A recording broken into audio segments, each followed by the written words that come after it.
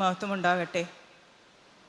ഈ വലിയ ജനക്കൂട്ടത്തിന് മുമ്പിൽ ദൈവത്തിൻ്റെ ഒരു എളിയ സാക്ഷിയായി നിങ്ങളോട് അല്പനേരം നമ്മൾ നേരിടുന്ന പ്രശ്നങ്ങളും എല്ലാം ഡിസ്കസ് ചെയ്യാനായിട്ട് ദൈവം എഴുന്നേൽപ്പിച്ചതിനായി ഞാൻ ദൈവത്തോട് മുന്നുമേ നന്ദി പറയുന്നു.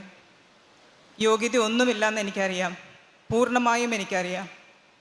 ഞാൻ നിങ്ങളെ പോലെ തന്നെ ഒരു സ്ത്രീയാണ്. അതിൽ പരമായിട്ട് എനിക്ക് യാതൊരു കഴിവുമില്ല. എങ്കിലും ദൈവം എന്നെ ഇന്നിവർക്ക് നിർത്തിയിട്ടുണ്ടെങ്കിൽ അതിന് ദൈവം വിചാരിച്ച പോലെ എൻ്റെ നാവിൽ നിന്ന് മാത്രം വാക്കുകൾ വരട്ടെ എന്ന് ഞാൻ പ്രാർത്ഥിച്ചുകൊണ്ട് നിങ്ങളോട് സംസാരിക്കാൻ ഞാൻ തുടങ്ങുകയാണ്. നമ്മൾ ഒന്ന് ബൈബിളിനെ ആസ്പദമാക്കി ഒന്ന് വിചാരിച്ചു നോക്കിയാൽ ദൈവം എന്തിനാണ് ഈ ഭൂമിയിൽ നമ്മൾ സ്ത്രീകളെ സൃഷ്ടിച്ചത്?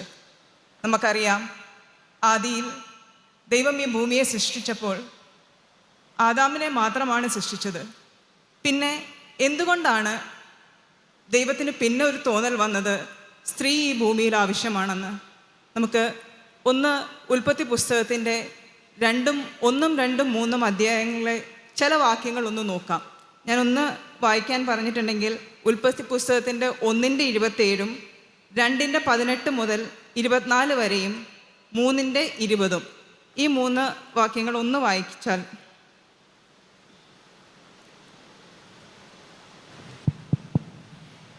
ഇങ്ങനെ ദൈവം തൻ്റെ സ്വരൂപത്തിൽ മനുഷ്യനെ സൃഷ്ടിച്ചു.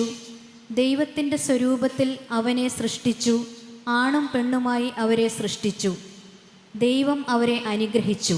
നിങ്ങൾ സന്താനപുഷ്ടിയുള്ളവരായി പെരുകി ഭൂമിയിൽ നിറഞ്ഞു അതിനെ അടക്കി സമുദ്രത്തിലെ മത്സ്യത്തിന്മേലും ആകാശത്തിലെ പറവജാതിയിന്മേലും സകല ഭൂചര ജന്തുവിന്മേലും വാഴുവീൻ എന്ന് അവരോട് കൽപ്പിച്ചു. അതെ, വളരെ വ്യക്തമായി ഈ വാക്കുകൾ നമുക്കറിയാം. മനുഷ്യൻ ഏകനാന്ന് കണ്ടിട്ട് അവന് ഒരു തുണയാകാൻ, അവൻ്റെ ആ ഏകത മാറ്റാൻ സ്ത്രീയെ സൃഷ്ടിച്ചു. ഒരു കമ്പാനിയൻഷിപ്പ്, അവന് കൂട്ടായിട്ടിരിക്കാൻ, അവൻ്റെ പല കാര്യങ്ങളിലും അവനോട് കൂടെ ഇരിക്കാൻ ഒരു കമ്പാനിയൻഷിപ്പാണ് ദൈവം ആദ്യമായി കണ്ടത്. അതേപോലെ തന്നെ ദൈവത്തിൻ്റെ സ്വരൂപം ഒരാണിലും പെണ്ണിലും കൂടെ ഈ ഭൂമിയിലേക്ക് കാണിക്കാൻ, അവർ രണ്ടുപേരിലും കൂടെ ദൈവം അവൻ്റെ തന്നെ സ്വരൂപത്തെ ഭൂമിയെ കാണിച്ചു കൊടുക്കാൻ. പിന്നെ നമ്മൾ നോക്കുകയാണെങ്കിൽ മനുഷ്യന് തക്ക തുണയായിരിക്കാൻ, അവിടെ അവനോട് ഒപ്പം നിന്ന് അവൻ്റെ ഏത് കാര്യത്തിലും അവന് ഒരു തക്ക ബലമായി, ഒരു സ്യൂട്ടബിൾ പാർട്ട്ണറായി അവൻ്റെ കൂടെ നിൽക്കാനായിട്ടാണ് ദൈവം സ്ത്രീയെ സൃഷ്ടിച്ചത്. അല്ലാതെ അവിടെ ഒരു വീക്കായ, ഒരു ഒട്ടും ബലമില്ലാത്തൊരു പാത്രമായി അല്ല സ്ത്രീയെ ദൈവം അവിടെ സൃഷ്ടിച്ചപ്പോൾ അവൻ കരുതിയതും അവൻ ഉദ്ദേശിച്ചതും. അതുപോലെ തന്നെ ഈ ഭൂമിയിൽ ഇനിയും തലമുറകൾ ഉണ്ടാക്കാൻ, അടുത്ത തലമുറകൾ ഉണ്ടാക്കാൻ അതിനും സ്ത്രീ അനിവാര്യമായിരുന്നു.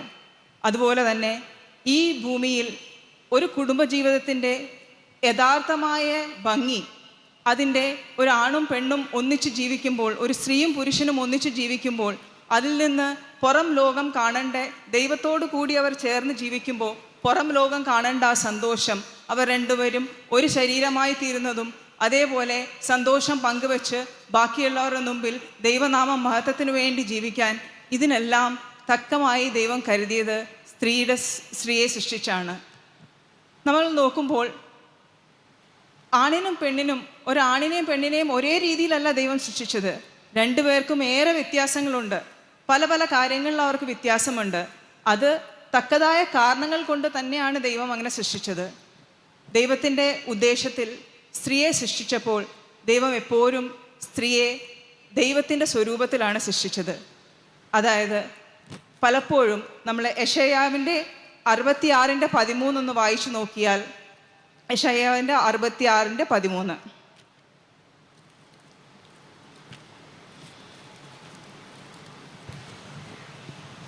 അമ്മ ആശ്വസിപ്പിക്കുന്നത് പോലെ ഞാൻ നിങ്ങളെ ആശ്വസിപ്പിക്കും, നിങ്ങൾ യെരൂശലേമിൽ ആശ്വാസം പ്രാപിക്കും. അതെ, നമ്മൾ സ്ത്രീകൾ എപ്പോഴും അമ്മയെ ആശ്വസിപ്പിക്കുന്ന പോലെ, ഒരു സ്ത്രീകളുടെ ഏറ്റവും ഇത് നമ്മളെപ്പോഴും കരുതലും, എപ്പോഴും ഒരു താങ്ങ് കൊടുക്കുക, കംഫർട്ട്നെസ് കൊടുക്കുക, എപ്പോഴും പ്രൊട്ടക്റ്റ് ചെയ്യുക, നമ്മളുടെ കുഞ്ഞുങ്ങളെ ആയാലും നമ്മുടെ കുടുംബത്തെ ആയാലും പ്രൊട്ടക്റ്റ് ചെയ്യുക. ഈ രീതിയിലാണ് നമ്മളെ ദൈവം സൃഷ്ടിച്ചിരിക്കുന്നത്. പലപ്പോഴും ബൈബിളിൻ്റെ പല ഭാഗത്തും വേദപുസ്തകത്തിൻ്റെ പല ഭാഗത്തും നമ്മൾ ദൈവത്തെയും ഇങ്ങനെ തന്നെയാണ് കാണുന്നത്. തൻ്റെ ജനത്തെ, തന്നോട് ചേർന്നിരിക്കുന്നവരെ, തന്നിൽ ആശ്രയിക്കുന്നവരെ ദൈവം എപ്പോഴും അവരെ ചേർത്ത് പിടിച്ച് അവർക്കൊരു താങ്ങൽ കൊടുക്കലും ഒരു കരുതൽ കൊടുക്കലും അവരുടെ പ്രയാസങ്ങളിൽ നിന്ന് അവരെ എപ്പോഴും മുന്നോട്ട് കൊണ്ടുവരലും ഇതെല്ലാമാണ് ദൈവം ചെയ്യുന്നത്. ഇതിനു വേണ്ടി അവൾക്ക്, സ്ത്രീക്ക് ദൈവം എപ്പോഴും ഒരു മൃദുത്വമായ ഹൃദയം കൊടുത്തിട്ടുണ്ട്. അവൾക്ക് ദയ കൊടുത്തിട്ടുണ്ട്. അവൾക്ക് അതേപോലെ മറ്റുള്ളവർക്ക് വേണ്ടി ത്യാഗം സഹിക്കാനുള്ള കൃപയും കൊടുത്തിട്ടുണ്ട്. ഇതെല്ലാം ദൈവത്തിൻ്റെ സ്വഭാവമാണ്. അപ്പോൾ നമ്മളൊന്ന് ആലോചിച്ച് നോക്കൂ, നമ്മൾ ഓരോ സ്ത്രീയെയും എത്ര മനോഹരമായിട്ടാണ് ദൈവം സൃഷ്ടിച്ചിരിക്കുന്നത്. നമുക്ക് തന്നിട്ടുള്ള ചില സ്വഭാവ വിശേഷതകൾ അത് പലപ്പോഴും നമ്മൾക്ക് പുരുഷന്മാരിൽ കാണാൻ പറ്റില്ല. പക്ഷേ ദൈവത്തിൻ്റെ അതേ സ്വഭാവവും അതേ സ്വരൂപവും ഇതായിരുന്നു ദൈവം സ്ത്രീയെ ഉദ്ദേശിച്ചൊരു ഡിസൈൻ. സ്ത്രീക്ക് കൊടുത്തൊരു രൂപകൽപ്പന, ഒരു ഡിസൈൻ എന്ന് പറഞ്ഞിട്ടുണ്ടെങ്കിൽ ദൈവത്തിൻ്റെ അതേ രീതിയിൽ അവളെ സൃഷ്ടിച്ചു. അവൻ്റെ സ്വഭാവം ദൈവത്തിൻ്റെ സ്വഭാവം ഒരു സ്ത്രീയിൽ കൂടെ ഈ പുറം ലോകത്തേക്ക് അത് പകർന്നു കൊടുക്കണം. ഇതായിരുന്നു ദൈവത്തിൻ്റെ ഉദ്ദേശം. അപ്പോൾ ഇത്രയേറെ മഹത്വം നമ്മൾ സ്ത്രീകൾക്കുണ്ടെങ്കിൽ, സൃഷ്ടാവ് നമ്മളെ സൃഷ്ടിച്ച സമയത്ത് ഇത്രയേറെ മഹത്വം നമുക്കുണ്ടെങ്കിൽ പിന്നെ എന്തുകൊണ്ടാണ് നമുക്കിപ്പം ഇത്രയും ഒരു ബുദ്ധിമുട്ട്, നമുക്ക് ഇത്രയും സമ്മർദ്ദം നമ്മളിൽ ഉണ്ടാകുന്നത്? നമുക്ക് നേരിടാൻ പറ്റാത്ത പോലെ പ്രശ്നങ്ങളും അതിൽ എപ്പോഴും നമ്മൾ തളർന്നു പോകുകയും മറ്റുള്ളവരെ കുറ്റപ്പെടുത്തിയും നമ്മുടെ ജീവിതത്തെ സ്വയം പഴിച്ചും നമ്മൾ എന്തിനാണ് കഴിയുന്നത്?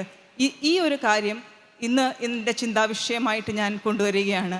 ഞാൻ എന്തൊക്കെയാണ് നമ്മൾ സ്ത്രീകൾ പ്രധാനമായി നേരിടുന്ന പ്രശ്നങ്ങളുടെ കാരണങ്ങൾ, അതുപോലെ തന്നെ അതിലെങ്ങനെ ഒരു പരിഹാരം കണ്ടെത്താം, അതാണ് ഇന്നത്തെ എൻ്റെ ചിന്താവിഷയം. ആദ്യം മുതൽ നമ്മൾ സംസാരിക്കുകയാണെങ്കിൽ നമുക്കൊന്ന് നോക്കാം, എന്ത് കാരണങ്ങൾ കൊണ്ടാണ് നമുക്ക് ഇത്രയേറെ ബുദ്ധിമുട്ടുകൾ, നമുക്ക് ഇത്ര ഇമ്പോർട്ടൻസ് ദൈവം തന്നിട്ടുണ്ടെങ്കിൽ, ഇത്രയേറെ മഹത്വം നമ്മൾക്ക് തന്നിട്ടുണ്ടെങ്കിൽ, നമ്മളെ സൃഷ്ടിച്ചപ്പോൾ ഇത് എല്ലാം ഉദ്ദേശിച്ച് ദൈവം നമ്മളെ സൃഷ്ടിച്ചെങ്കിൽ പിന്നെയും നമ്മൾ എന്തിനാണ് ഈ കഷ്ടപ്പെടുന്നത്? എന്തിനാണ് ഈ നമ്മൾക്കൊരു സ്ട്രഗിൾ വരുന്നത്? ഒരു ഇന്നർ കോൺഫ്ലിക്റ്റ് നമുക്ക് എന്തുകൊണ്ടാണ് വരുന്നത്? ഇതൊന്ന് നമുക്ക് നോക്കാം. അതിന് ഞാൻ കുറച്ച് പോയിൻറ്റ്സ് എഴുതിയിട്ടുണ്ട്. അത് നമുക്കൊന്ന് ഓരോന്നായിട്ട് നോക്കാം. ആദ്യത്തെ ഒരു കാരണം ഞാൻ കാണുന്നത്, നമ്മൾക്ക് പല പല കാര്യങ്ങൾ നമ്മൾ ചെയ്യുന്നുണ്ട്. Too many roles and too little support. കുറേ റോളുകൾ, നമുക്ക് കുറേ കാര്യങ്ങൾ നമ്മൾ ഓരോ സ്ത്രീകളും നമ്മൾ ഓരോരുത്തരെ എടുക്കുകയാണെങ്കിൽ നമ്മൾ പല പല കാര്യങ്ങളാണ് നമ്മുടെ ജീവിതത്തിൽ ചെയ്യുന്നത്. പക്ഷേ നമുക്ക് പുറമേ നിന്ന് കിട്ടുന്ന ഒരു സപ്പോർട്ട്, ഒരു താങ്ങ് വളരെ കുറവാണ്. ഇത് പണ്ട് കാലത്തെ വെച്ച് നോക്കുമ്പോൾ ഇപ്പോൾ വളരെ കുറവാണ്. പണ്ട് കാലം ഇത്രയും ഉണ്ടാകില്ലായിരിക്കും, പക്ഷേ ആദ്യ കാലഘട്ടങ്ങളിൽ നോക്കുകയാണെങ്കിൽ. പക്ഷേ ഇപ്പോൾ ഈ ഒരു 21st സെഞ്ച്വറി അല്ലെങ്കിൽ 21ാം നൂറ്റാണ്ടിലേക്ക് നമ്മൾ കടക്കുമ്പോൾ, ഈ തിരക്ക് പിടിച്ച ജീവിതത്തിൽ കടക്കുമ്പോൾ പല കാര്യങ്ങൾ, അതായത് സ്ത്രീ ഒരു അമ്മയാണ്, സ്ത്രീ ഒരു വീട്ടമ്മയാണ്, പലർക്കും ഔദ്യോഗികമായ തിരക്കുകളുണ്ട്. അതുമല്ലാതെ പലരും തൻ്റെ ഭർത്താവിനെ പല കാര്യങ്ങളിലും താങ്ങേണ്ടതായി, ഒരു ഇമോഷണലായിട്ടും അങ്ങനെ പല രീതിയിലും നമ്മൾ താങ്ങേണ്ടതായും, അങ്ങനെ പല റോളാണ് നമുക്ക് വരുന്നത്. ഈ സമയങ്ങളിൽ നമുക്ക് ചില സമയം നമുക്ക് തക്കതായിട്ട് അതിനെ നേരിടാൻ, ഇത്രയും ഒരു പ്രഷർ, ഇത്രയും ഒരു സമ്മർദ്ദം നമ്മുടെ മേൽ വരുമ്പോൾ അതിനെ കൃത്യമായി നേരിടാൻ നമുക്ക് പലപ്പോഴും പറ്റാതാകും. നമ്മൾ ഈ മൾട്ടി ടാസ്കിങ്ങിനെ കുറിച്ചൊക്കെ കേട്ടിട്ടുണ്ട്. പലപ്പോഴും എല്ലാവരും പറയും, നമ്മൾ തന്നെ പറയും, ഞാനൊരു മൾട്ടി ടാസ്കറാണ്. അതായത് പല കാര്യങ്ങൾ ഒരുമിച്ച് ചെയ്യുന്ന, ഒരേ സമയം ചെയ്യുന്നൊരു, അങ്ങനെ ആയാലേ നമ്മളുടെ ഒരു ദിവസം നമുക്ക് മുന്നോട്ട് കൊണ്ടുപോകാൻ പറ്റുള്ളൂ. രാവിലെ തന്നെ നന്നായി രാവിലെ എണീക്കുക. എൻ്റെ കാര്യമൊക്കെ പറയുകയാണെങ്കിൽ 7 മണിക്ക് എനിക്ക് വീട്ടിൽ നിന്ന് ഇറങ്ങണം, 4 മണിക്ക് ഞാൻ എണീറ്റിരിക്കും. അത് പല കാര്യങ്ങൾ ഒന്നിച്ച് ചെയ്യുക. പലപ്പോഴും സ്കൂളിൽ ചെന്നാലും ഒരു കാര്യത്തിൽ മാത്രമല്ല ഒരു സമയം ഞാൻ കോൺസെൻട്രേറ്റ് ചെയ്യണേ, പല കാര്യങ്ങളും ഒന്നിച്ച് കോൺസെൻട്രേറ്റ് ചെയ്ത് പല ഡിസിഷൻ അവിടെ എടുക്കേണ്ടതായിട്ടും അങ്ങനെയൊക്കെ പല സമയങ്ങളും നമ്മളുടെ ജീവിതത്തിൽ വരാറുണ്ട്. ഈ മൾട്ടി ടാസ്കിങ് ചില സമയം, പക്ഷേ ഞാൻ 1, 2, 3 പണി ഒന്നിച്ച് ചെയ്യുമ്പോൾ ഞാൻ എൻ്റെ ഭർത്താവിനോട് ഒരു കാര്യം 1, 2 കാര്യം ചെയ്യാൻ പറഞ്ഞാൽ ഞാൻ ഒരു കാര്യം ഇപ്പോൾ ചെയ്യാം, എനിക്ക് അത് മാത്രമേ ഇപ്പോൾ ചെയ്യാൻ പറ്റുള്ളൂ. കാരണം അല്ലെങ്കിൽ എനിക്ക് നീ ചെയ്യുന്ന പോലെ 2, 3 കാര്യങ്ങൾ ഒന്നിച്ച് ചെയ്യാൻ പറ്റില്ല. ഇത് നമ്മൾ പലപ്പോഴും നമ്മൾ കേൾക്കുന്നൊരു കാര്യമാണ്. അത് ദൈവം സൃഷ്ടിച്ച, ഞാൻ നേരത്തെ പറഞ്ഞ പോലെ ദൈവം സ്ത്രീയെ രൂപകൽപ്പന ചെയ്തപ്പോൾ ഒരു ആണിനെയും പെണ്ണിനെയും വ്യത്യസ്തമായാണ് രൂപകൽപ്പന ചെയ്തത്. നമ്മൾക്ക് ചെയ്യാൻ പറ്റാത്ത ചില കാര്യങ്ങൾ അവർക്ക് ചെയ്യാൻ പറ്റുമായിരിക്കും. പക്ഷേ ഈ ഒരു കാര്യം, അതായത് നമുക്ക് പല കാര്യങ്ങൾ ഒന്നിച്ച് ചെയ്യേണ്ട വരും. പക്ഷേ നമുക്ക് വളരെ ചെറിയൊരു സപ്പോർട്ടേ ചിലപ്പോൾ കിട്ടുകയുള്ളൂ. അത് ഈ നൂറ്റാണ്ടിൻ്റെ തിരക്കും ഈ ബിസിയായ സ്കെഡ്യൂളും കാരണമാണ്. അല്ലാതെ മനഃപൂർവ്വം ഒരിക്കലും നമ്മൾക്ക് വേണ്ടാന്ന് പറഞ്ഞ് സപ്പോർട്ട് ചെയ്യാത്ത അല്ല ആരും. പഴയ കാലം നോക്കുകയാണെങ്കിൽ ഒരു കൂട്ടുകുടുംബമായിരുന്നു. ഇപ്പം എല്ലാം ന്യൂക്ലിയർ ഫാമിലിയാണ്. ന്യൂക്ലിയർ ഫാമിലിയിലേക്ക് വരുമ്പോഴത്തേക്കും അവിടെ ഒരു കാരണവശാലും നമുക്ക് അധികം പേരാരും വീട്ടിലുണ്ടാകില്ല. ഒരു അപ്പൻ, അമ്മ, 2 കുട്ടികൾ അല്ലെങ്കിൽ ഒരു കുട്ടി, അത്രയാണ് ഒരു ന്യൂക്ലിയർ ഫാമിലിയിലാണ്. ഇവരെല്ലാവരും അവരവരുടേതായ തിരക്കും അവരവരുടേതായ പ്രാരാബ്ദങ്ങളുമായിട്ട് നിൽക്കുമ്പോൾ എവിടെ നിന്നാണ് നമുക്ക് നമ്മളുടെ കാര്യങ്ങൾക്ക് സപ്പോർട്ട് കിട്ടുക? അതുപോലെ തന്നെ ഔദ്യോഗികമായി നമ്മൾ നോക്കുകയാണെങ്കിലും എല്ലാവരും അവരവരുടെ കാര്യത്തിൽ തിരക്കിലാണ്. നമുക്ക് അവിടെയും ഒരു സപ്പോർട്ടിനായിട്ട് വേറെ ആരുമില്ല. അപ്പോൾ ഈ ഒരു കാരണത്താൽ, അതായത് പല പല കാര്യങ്ങൾ നമ്മൾ ഒരുമിച്ച് ചെയ്യുന്നു, പക്ഷെ നമുക്കൊരു താങ്ങ് കിട്ടാനായിട്ടൊരു താങ്ങും തണലും അവിടെ കൃത്യമായിട്ട് കിട്ടാൻ പലപ്പോഴും പ്രയാസമാണ്. ഇത് നമുക്ക് വല്ലാത്തൊരു സമ്മർദ്ദമായിട്ട് നമ്മുടെ ഉള്ളിൽ വരികയാണ്. നമ്മളെ തന്നെ അവിടെ വളരെയധികം ദുർബലപ്പെടുത്തുകയാണ്. അത് ഒരു കാര്യം. പിന്നെ ലോസ് ഓഫ് ഐഡൻറ്റിറ്റി. പലപ്പോഴും നമ്മൾ സ്ത്രീകൾക്ക് നമ്മുടേതായ സ്വപ്നങ്ങളും എല്ലാം ഉണ്ട്. പലപ്പോഴും നമ്മൾ പഠിച്ചു കഴിഞ്ഞ് നമ്മൾ പഠിക്കുന്ന സമയമാണെങ്കിലും ആത്മീയമായും വളർന്നു വരുന്ന കുട്ടികൾ വളരെ ഡിഫറെൻ്റാണ്. പക്ഷെ ഒരു സാധാരണ സ്ത്രീ വളർന്നു വരുമ്പോൾ എൻ്റെ കാര്യം പറയുകയാണെങ്കിൽ, ഞാൻ ഒരു ആത്മീയ രംഗത്തേക്ക് ഞാൻ കയറിയത് എൻ്റെ വിവാഹത്തോടു കൂടിയാണ്. അതിനു മുമ്പാണെങ്കിൽ ഞാൻ തികച്ചും ലോകപരമായിട്ടൊരു ജീവിതമാണ് ഞാൻ നയിച്ചിരുന്നത്. എനിക്ക് എൻ്റേതായ സ്വപ്നങ്ങളുണ്ടായിരുന്നു. ഞാൻ തുറന്നു പറയുകയാണ്, എനിക്കിവിടെ ഒരു എയർ ഹോസ്റ്റസ് ആകാനായിരുന്നു എൻ്റെ ആഗ്രഹം. പക്ഷേ എൻ്റെ വീട്ടുകാർ ഞങ്ങളുടെ ഫാമിലിയുടെ ഇതും എല്ലാം വെച്ചിട്ട് ആ സമയത്ത് അതിന് സമ്മതിച്ചില്ല. പറഞ്ഞു അതൊരിക്കലും ഒരു കുടുംബത്തിൽ ചേർന്ന ഒരു പെൺകുട്ടിക്ക് പറ്റിയതല്ല എന്നായിരുന്നു അന്നത്തെ കാലത്ത് ഇത്. അപ്പോൾ അത് എനിക്ക് വല്ലാത്തൊരു വിഷമമായിരുന്നു. എൻ്റെ ഒരു ആഗ്രഹം എനിക്ക് സാധിക്കാൻ പറ്റിയില്ല. ആ ഒരു രീതിയിലൊക്കെയാണ് ഞാൻ വളർന്നു വന്നത്. പക്ഷേ പലപ്പോഴും നമ്മളുടേതായ ആഗ്രഹങ്ങളും, പലപ്പോഴും സ്ത്രീകൾ ഒരു കുടുംബജീവിതത്തിലേക്ക് വന്നു കഴിഞ്ഞാൽ ജോലി ഉണ്ടെങ്കിൽ ഓക്കെ, അതല്ലെങ്കിൽ അവൾ തികച്ചും ഒരു വീട്ടമ്മയായി മാറുകയാണ്. കുട്ടികളുടെ കാര്യം നോക്കലും ഭർത്താവിൻ്റെ കാര്യം നോക്കലും, പിന്നെ ഒരു ജോലിയുള്ള സ്ത്രീ ആണെങ്കിൽ ഇതിൻ്റെ എല്ലാത്തിൻ്റെയും കൂടെ ഇടയിൽ കിടന്നും പലപ്പോഴും അവളുടേതായ സന്തോഷങ്ങളും അവളുടേതായ കാര്യങ്ങളും ചെയ്യാൻ നമ്മൾ പലപ്പോഴും മറന്നു പോകും. പലപ്പോഴും നമുക്കതിന് സാധിക്കാറില്ല.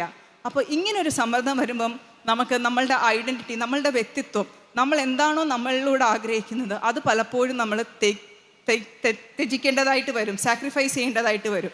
ഈ ഒരു സമയം വരുമ്പോഴാണ് നമുക്ക് അടുത്ത സമ്മർദ്ദം ഉണ്ടാകുന്നത്. നമ്മൾ വിചാരിക്കുന്നതൊന്ന്, നമ്മൾ ചെയ്തു പോകുന്നതൊന്ന്. ഇതിനെ ഒന്ന് ബാലൻസ് ചെയ്യാൻ, ഇതിനെ ഒന്ന് തുല്യമാക്കി കൊണ്ടുപോകാനായിട്ട് വളരെ ബുദ്ധിമുട്ട് നമ്മൾ പലരും അനുഭവിക്കും. അത് വേറൊരു കാരണം. അടുത്തൊരു കാരണം പറയുകയാണെങ്കിൽ അൺറിയലിസ്റ്റിക് എക്സ്പെക്റ്റേഷൻസ്, അതായത് യഥാർത്ഥമല്ലാത്ത എക്സ്പെക്റ്റേഷൻസ്. അതാണ് വേറൊരു മെയിൻ ഒരു പ്രശ്നമായിട്ട് നമ്മൾ സ്ത്രീകളുടെ ജീവിതത്തിൽ വരുന്നത്. പലർക്കും നമ്മളെക്കുറിച്ചുള്ള പ്രതീക്ഷകൾ അധികമാണ്. എപ്പോഴും പറയുകയാണെങ്കിൽ എല്ലാം കൂടെ ചെയ്യാൻ പറ്റുന്ന ഒരാൾ, നമ്മളുടെ ഔദ്യോഗിക രംഗത്താണെങ്കിലും എല്ലാം പെർഫെക്റ്റ് ആയിട്ട് ചെയ്യേണ്ട ഒരാൾ, വീട്ടിലാണെങ്കിലും എല്ലാം ഒരു സ്ത്രീ എല്ലാം കറക്റ്റായിട്ട് ചെയ്യണം. അവളെക്കുറിച്ച് അത് വിചാരിച്ചാൽ വീട് എപ്പോഴും വൃത്തിയായിരിക്കണം, ഭക്ഷണം ഉണ്ടാക്കുമ്പോൾ ഏറ്റവും നല്ലതായിരിക്കണം, എല്ലാവരുടെയും കാര്യങ്ങൾ നോക്കണം, എല്ലാം പെർഫെക്റ്റായിട്ട് നടത്തി കൊടുക്കണം. അതുപോലത്തെ അൺറിയലിസ്റ്റിക് എക്സ്പെക്റ്റേഷൻ എന്ന് പറയും. അതായത് ഒരിക്കലും നടക്കാൻ പറ്റുന്നതിലും അപ്പുറമായ പ്രതീക്ഷ ഒരു സ്ത്രീയിൽ പലരും വെക്കുകയാണ്. അത് എക്സ്പെക്റ്റേഷൻസ്, ആ പ്രതീക്ഷകൾ കൈവരിക്കാൻ അല്ലെങ്കിൽ ആ പ്രതീക്ഷകൾ തക്കോണം എത്താനായിട്ട് പലപ്പോഴും നമുക്ക് പറ്റാതാകും. ഇപ്പോൾ എൻ്റെ വീട്ടിൽ തന്നെ എൻ്റെ മക്കളാണെങ്കിലും പലപ്പോഴും അമ്മയ്ക്ക് എന്തുകൊണ്ട് അങ്ങനെ ചെയ്തുകൂടാ, അമ്മയ്ക്ക് ഒന്നിച്ച് അതും ഇതും ചെയ്തുകൂടെ, അമ്മയ്ക്ക് അത് വാങ്ങിച്ചുകൊണ്ട് വന്നൂടെ, അല്ലെങ്കിൽ ഇവിടെ പോയി ഇത് ചെയ്തുകൂടെ. ഞാനും പലപ്പോഴും എൻ്റെ ജോലി കഴിഞ്ഞ് വളരെ ക്ഷീണിച്ച് വരുമ്പോഴാണ് ഇങ്ങനത്തെ ഒരു കമൻസും റിമാർക്കും അവരുടേതായ രീതിയിൽ കുട്ടികൾ പറയുന്നതാണ്. പക്ഷേ നമ്മളെക്കുറിച്ച് അവർ വെക്കുന്ന പ്രതീക്ഷയാണ്. അത് ഈ ലോകത്ത് അങ്ങനെ തന്നെ നടക്കുകയുള്ളൂ. അപ്പോൾ ആ ഒരു പ്രതീക്ഷയ്ക്കൊത്തോണം ചിലപ്പോൾ ഉയരാൻ പറ്റാത്തപ്പോൾ ചിലപ്പം നമ്മൾ വല്ലാതെ തളർന്നു പോകും. അത് അടുത്തൊരു കാരണമായിട്ട്. ഇനിയും നാലാമതായി പറയുകയാണെങ്കിൽ ഇമോഷണൽ ആൻഡ് മെൻ്റൽ ലോഡ്. അതായത് നമ്മളുടെ ഇമോഷണലിയും നമ്മൾ മെൻ്റലായിട്ടും വരുന്ന നമ്മളുടെ ഒരു ഭാരം. പലപ്പോഴും നമ്മൾ ആ ഒരു കാര്യം നേരിടുമ്പോൾ വളരെയധികം നമ്മൾ പ്രശ്നത്തിലായി പോകും. നമ്മളുടെ കുടുംബത്തിലെ പല കാര്യങ്ങളും നമ്മളെപ്പോഴും ഒരു ബാലൻസിങ് ഫാക്ടറായിട്ടാണ് ഇതിൻ്റെ നടുക്ക് നിൽക്കുന്നത്. വീട്ടിൽ ഭർത്താവിൻ്റെയും മാതാപിതാക്കളുണ്ടെങ്കിൽ അവരുടെ കാര്യവും അതേപോലെ മക്കളുടെ കാര്യവും. ഇതിൻ്റെ ഇടയിൽ ഇവർ തമ്മിലൊരു പ്രശ്നമുണ്ടായാൽ അതിലേറ്റവും കൂടുതൽ നമ്മൾക്കാണ് വെപ്രാളം വരിക, അല്ലെങ്കിൽ നമ്മളാണ് അവിടെ അതൊന്ന് കറക്റ്റ് ചെയ്ത് പോകാനായിട്ട്, അതൊന്ന് മാറ്റി എല്ലാം പഴയതുപോലെ ആക്കാൻ ശ്രമിക്കുന്നത് ഏറ്റവും കൂടുതൽ നമ്മളുടെ ഭാഗത്തു നിന്നാണ്. ആ ഒരു മെൻ്റൽ പ്രഷർ എപ്പോഴും നമുക്ക് വളരെ ബുദ്ധിമുട്ടായിട്ട് വരുന്നൊരു കാര്യമാണ്. ചിലപ്പം നമ്മൾക്ക് വിചാരിക്കും നമ്മളെ മനസ്സിലാക്കാൻ ഇവിടെ ആർക്കും പറ്റുന്നില്ല. നമ്മൾ ഇതിൻ്റെ ഇടയ്ക്ക് കിടന്ന് പലപ്പോഴും പല സ്ത്രീകളും പറയുന്നത് കേട്ടിട്ടുണ്ട്, ഞാൻ ഇതിൻ്റെ ഇടയിൽ കിടന്ന് വെന്തുരുകയാണ്, ഇതിൻ്റെ ഇടയിൽ കിടന്ന് ഞാൻ എങ്ങനെയാണ് ഇത് മുന്നോട്ട് നയിച്ചുകൊണ്ട് പോകേണ്ടതെന്ന് എനിക്കറിയില്ല. എൻ്റെ സ്കൂളിൽ ഞാൻ പറയുകയാണെങ്കിൽ ഒരു കുട്ടി, ആ കുട്ടിക്ക് TC കൊടുത്ത് വിടേണ്ട ഒരു അവസ്ഥ വന്നു. 11ാം ക്ലാസ്സിൽ ചേർന്നൊരു കുട്ടിയാണ്. വളരെ മോശമായ സ്വഭാവം, അമ്മയും അപ്പനെയും ഒട്ടും അനുസരിക്കില്ല. അവസാനം അപ്പൻ ആ കുട്ടിയുടെ കാര്യത്തിൽ ഒന്നും അപ്പൻ്റെ ഭാഗത്തുനിന്ന് ഒരു രീതിയിലും ഒരു സപ്പോർട്ട് ഉണ്ടാകില്ലെന്ന് ആ അപ്പൻ വ്യക്തമായിട്ട് പറഞ്ഞു കഴിഞ്ഞു. അമ്മ ഒരു ടീച്ചറാണ്, അമ്മ വേറൊരു സ്കൂളിലാണ് വർക്ക് ചെയ്യുന്നത്. ഈ അമ്മ ഇതിൻ്റെ ഇടയ്ക്ക് കിടന്ന് മോൻ എന്തെങ്കിലും ചെയ്യുമ്പോൾ സ്കൂളിൽ നിന്ന് എപ്പോൾ നോക്കിയാലും സ്കൂളിൽ ആ കുട്ടി എന്തെങ്കിലും കുരുത്തക്കേട് കാണിക്കും. നമുക്ക് പറയാൻ പറ്റുന്നതിലും അപ്പുറമായിട്ടാണ് ആ കുട്ടിയുടെ ബിഹേവിയർ. സിഗരറ്റ് കൊണ്ടുവന്ന് ബാക്കി കുട്ടികളെ ഈ സിഗരറ്റ്, അതാണ് ഇപ്പോഴത്തെ ഒരു ട്രെൻഡ്, സിഗരറ്റ് കൊണ്ടുവന്ന് മറ്റുള്ള കുട്ടികൾക്ക് അത് കൊടുക്കുക. അതേപോലെ മദ്യം ചെറിയ ബോട്ടിലിൽ കൊണ്ടുവന്ന് അത് ബാക്കിയുള്ള കുട്ടികൾക്ക് കൊടുക്കുക. ഇങ്ങനെയുള്ള കാര്യങ്ങൾ വരുമ്പോൾ സ്കൂളിൽ നിന്ന് പലപ്പോഴും വീട്ടിൽ പോകും. അതിലെല്ലാം അപ്പനങ്ങ് കൈയൊഴിഞ്ഞിരിക്കുകയാണ് ഈ അമ്മേനെ. അവസാനം അമ്മേനെ കുറ്റം പറയുകയാണ് അപ്പൻ. നീയാണ് ഈ കുഞ്ഞിനെ ഇങ്ങനെ വളർത്തിക്കൊണ്ട് വന്നത്, നിൻ്റെ വളർത്തുദോഷം കൊണ്ടാണ് ഈ കുഞ്ഞിനെ ഇങ്ങനെ വന്നത്. അപ്പം ആ ഒരു സമയത്ത് ആ അമ്മ എൻ്റെ അടുത്ത് ഒരിക്കൽ വന്ന് ഷെയർ ചെയ്തു, മാഡം എങ്ങനെയെങ്കിലും ഈ കൊല്ലം ഈ കുട്ടീനെ ഇവിടെ പഠിക്കാൻ അനുവദിക്കണം, എൻ്റെ മോനെ പറഞ്ഞു വിടരുത് സ്കൂളിൽ നിന്ന്. എനിക്ക് താങ്ങാൻ പറ്റുന്നതിലും അപ്പുറമായിട്ടുള്ളൊരു പ്രഷറാണ്, ഞാൻ എന്ത് ചെയ്യണം എന്ന് എനിക്കറിയില്ല. ഇതാണ് അമ്മ പറയുന്നത്. പക്ഷേ ഒരു വലിയൊരു പ്രശ്നം ആ കുട്ടിയെ കൊണ്ടുവന്ന് സ്കൂളിൽ ഒരു പ്രശ്നം ഉണ്ടാക്കി. നിർബന്ധമായിട്ടും അവനെ പറഞ്ഞു വിടേണ്ട ഒരു അവസ്ഥ വന്നു. 11ൽ വെച്ചിട്ട് പറഞ്ഞു വിടേണ്ട ഒരു അവസ്ഥ വന്നു. അപ്പോൾ അങ്ങനെയുള്ള പ്രഷറുകൾ ഈ സ്ത്രീകൾക്ക് പലപ്പോഴും, ഞാനൊരു എക്സാമ്പിൾ പറഞ്ഞാണ്. അതേപോലെ തന്നെ നമ്മളുടെ പല ഇതിലും പല കാര്യങ്ങളും ഇങ്ങനത്തെ പലതും നമുക്ക് ഫേസ് ചെയ്യേണ്ടി വരും. ചിലപ്പോൾ നമ്മുടെ ഭർത്താക്കന്മാരുടെ എന്തെങ്കിലും ഔദ്യോഗികമായ പ്രശ്നങ്ങളോ അല്ലെങ്കിൽ അവർ നേരിടുന്ന വേറെ എന്തെങ്കിലും പ്രശ്നമോ അതിൽ നമുക്കൊരു പരിഹാരം പറഞ്ഞു കൊടുക്കാനും അവരുടെ ഒപ്പം നിൽക്കാനും അവരെ സപ്പോർട്ട് ചെയ്ത് അതിൽ നിൽക്കാനും ഈ സമയത്ത് നമുക്ക് നമ്മുടേതായ പ്രശ്നങ്ങളും പലതും ഉണ്ടാകും. പക്ഷെ അതൊക്കെ നമ്മൾ എല്ലാം കൂടെ ഒന്നിച്ച് നമുക്ക് ചിലപ്പോൾ താങ്ങാൻ പറ്റുന്നതിലും അപ്പുറമായിട്ട് നമുക്ക് വരും. അപ്പോൾ അത് വേറൊരു കാര്യം. അതേപോലെ തന്നെ വേറൊരു പ്രശ്നം പറയുകയാണെങ്കിൽ ഇപ്പോഴത്തെ പ്രസൻറ്റ് സ്റ്റേറ്റ് ഓഫ് റിലേഷൻഷിപ്പ്, അതായത് പണ്ടത്തെ കാലത്ത് ഒരു കല്യാണം കഴിഞ്ഞിട്ടുണ്ടെങ്കിൽ ഒരു സപ്പോർട്ടെല്ലാം നമുക്ക് കിട്ടും. പക്ഷേ ഇപ്പോൾ പലപ്പോഴും നമ്മളുടെ ഇപ്പോഴത്തെ ഫാമിലി ലൈഫിൽ ആ ഒരു സപ്പോർട്ടും ആ ഒരു ഇമോഷണൽ അറ്റാച്ച്മെൻറ്റും എല്ലാം നഷ്ടപ്പെടുകയാണ്. അതായത് ഓരോ കാലം കയറി ചെല്ലും തോറും ഇത് വളരെ കുറച്ചാണ് നമ്മൾ കാണുന്നത്. ഒരു പാർട്ട്നേഴ്സ് തമ്മിലുള്ള ഇമോഷണൽ അറ്റാച്ച്മെൻറ്റ് ഇപ്പോൾ നോക്കുകയാണെങ്കിൽ അത് തിരക്ക് കൊണ്ടായിരിക്കാം. ഇതേപോലെ തന്നെ എനിക്ക് വേറൊരു പാരൻറ്റിനെ അറിയാം. കുട്ടിയുടെ ഒരു പ്രശ്നമായിട്ട് അവരെ സ്കൂളിൽ വിളിപ്പിച്ചപ്പം അവരും ഭർത്താവും തമ്മിൽ വളരെ ചുരുക്കമേ സംസാരിക്കാറുള്ളൂ. പുള്ളി വരുമ്പോൾ, പുള്ളിക്ക് ബിസിനസ്സാണ്, പുള്ളി വരുമ്പോൾ വളരെ ലേറ്റാകും. രാത്രി 12 മണി 1 മണിയൊക്കെ ആകും. രാവിലെ ഇവർക്ക് ജോലിക്ക് പോകണം. ഇവർ പോകുമ്പോഴത്തേക്കും പുള്ളി ഉറങ്ങുമായിരിക്കും. പുള്ളി നേരെ എണീറ്റ് ഓഫീസിൽ പോകും. ആ കുട്ടിയോടും ഞാൻ സംസാരിച്ചപ്പോൾ ആ കുട്ടി സ്കൂളിലൊരു കാര്യം കൊണ്ടുവന്ന് ഒരു സ്മാർട്ട് വാച്ച് കൊണ്ടുവന്ന് ഫോട്ടോ എടുത്തു. ക്ലാസ് റൂമിൻ്റെ എല്ലാം ഫോട്ടോ എടുത്തു. അത് കണ്ടുകൊണ്ട് നമ്മളത് പിടിച്ചപ്പോൾ പാരൻറ്റിനെ വിളിക്കുന്നതിന് മുമ്പേ ആ കുട്ടിയോട് സംസാരിച്ചപ്പോൾ കുട്ടിയും പറഞ്ഞത്, ഞാൻ ചോദിച്ചു, നിൻ്റെ ഫാദറിനറിയോ നീ ഇത് കൊണ്ടുവരുന്ന കാര്യം എന്ന് ചോദിച്ചപ്പം 6ാം ക്ലാസ്സിലൊരു കുട്ടിയാണ്, ഞാൻ എൻ്റെ അച്ഛനോട് സംസാരിക്കാറേ ഇല്ല മാഡം. അപ്പം ഞാൻ ചോദിച്ചു, എന്താ ഇതേ കാര്യം അമ്മ പറഞ്ഞ കാര്യം തന്നെയാണ് മോനും പറഞ്ഞത്. സൺഡേ അച്ഛൻ മിക്കവാറും എന്തെങ്കിലും ബിസി ആയിട്ട് തന്നെ പോകും, വീട്ടിലിരിക്കാറില്ല. അപ്പോൾ അങ്ങനെയുള്ളൊരു റിലേഷൻഷിപ്പാണ് ഇപ്പോഴത്തെ പുതിയ ജനറേഷൻ മാരേജിലും എല്ലാം വരുന്നത്. എല്ലാവരും അവരവരുടെ കാര്യത്തിൽ തിരക്ക്. അതേപോലെ കൂടിയിരുന്ന് സംസാരിക്കാനോ അങ്ങനെ ഒരു ഇമോഷണലായിട്ടൊരു ബേസ് ഷെയർ ചെയ്യാനോ ഒട്ടും സമയം ആർക്കുമില്ല. അത് വലിയൊരു കുറവായിട്ടാണ് ഇപ്പോൾ നമുക്ക് വരുന്നത്. പിന്നെ നമ്മൾ പറയുകയാണെങ്കിൽ സ്പിരിച്വൽ ഡിസ്കണക്ഷൻ, അത് വളരെയേറെ നമ്മൾ ആഴത്തിൽ ചിന്തിക്കേണ്ട ഒരു കാര്യമാണ്. ഇപ്പോഴത്തെ ലോകത്തിൽ സോഷ്യലി നമ്മൾ എപ്പോഴും കണക്റ്റഡ് ആയിട്ടിരിക്കുക. അതായത് ലോകപരമായിട്ടും സൊസൈറ്റി ആയിട്ടും നമ്മൾ സമൂഹമായിട്ട് കണക്റ്റഡ് ആയിട്ടിരിക്കുക.